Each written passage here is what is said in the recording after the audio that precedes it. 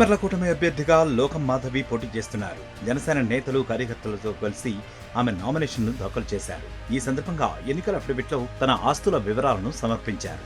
లోకం మాధవి ఆస్తులు చూసి అంతా షాక్ అవుతున్నారు. తన కుటుంబ ఆస్తి 894 కోట్లుగా ఉందని అఫిడవిట్లో పేర్కొన్నారు. ఇందులో చరాస్తులు 856 కోట్లు, స్థిరాస్తులు 15.7 కోట్లు ఉన్నాయి. ప్రస్తుతం తన దగ్గర 50,500 రూపాయల నగదు, భర్త దగ్గర 65,000 ఉన్నాయన్నారు. తన పేరుపై బ్యాంకులో 45,60,699, భర్త పేరిట బ్యాంకులో 3,96,88,410 రూపాయల డిపాజిట్ ఉందని వెల్లడించారు.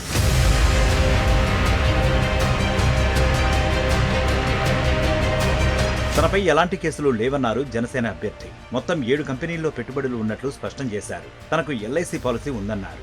భర్త పేరిట వాహనం ఉందని, దాని విలువ 6,76,500గా ఉందని తెలిపారు. తన కుటుంబం దగ్గర 2 కేజీల బంగారం, 1,150 గ్రాముల వెండి, 34,40,135 రూపాయల విలువైన వజ్రాలు ఉన్నాయన్నారు లోకం మాధవి.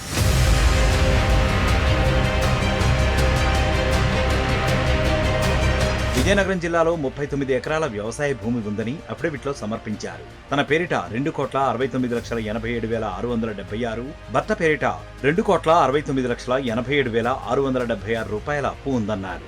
ఇప్పటి వరకు నామినేషన్ దాఖలు చేసిన వారిలో సంపన్నురాలిగా వేమిరెడ్డి ప్రశాంత్ రెడ్డి ఉన్నారు.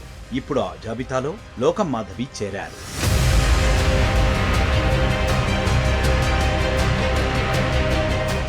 మరిన్ని వీడియోస్ కోసం ఛానల్ ని సబ్స్క్రైబ్ చేయండి. లేటెస్ట్ అప్డేట్స్ కోసం వాట్సాప్ ఛానల్ ని ఫాలో చేయండి. అండ్ లింక్ డిస్క్రిప్షన్ లో ఉంది.